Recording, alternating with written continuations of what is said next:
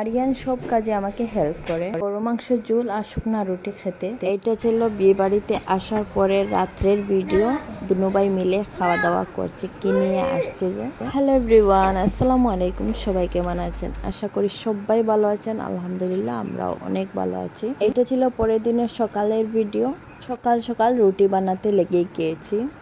আমি আটা মারতে আসছি, কিন্তু আরিয়ান জিদ করলো ও পানি দিবে, আর পানি দিতে দিতে একদম সর্বনাশ করে দিয়েছি, বেশি পানি ঢেলে দিয়েছি।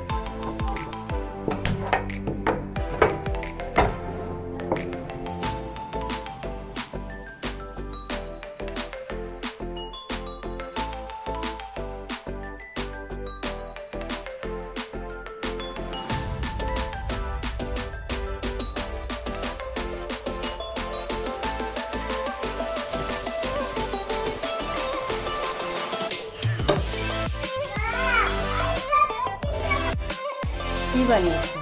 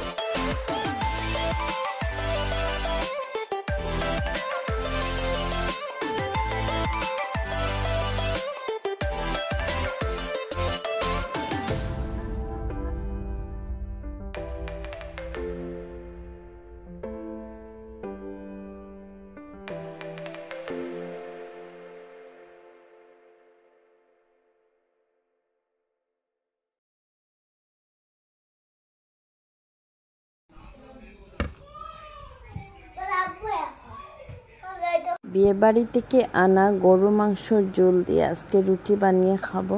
আর এই ঝোলটা আমার এত ভালো লাগে, আমার বাচ্চাদেরও একটা পছন্দের খাবার।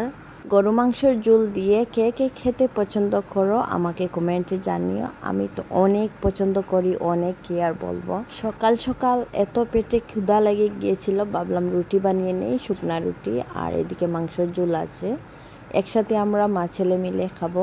সকালের চা নাস্তা করে ভাবলাম ঘরটা গুছিয়ে নেই, আর ঘরটা একদম এলোমেলো করে কাপড়গুলা ফেলে রাখা আছে, কারণ এই কাপড়গুলো আমি ধুয়ে নিব।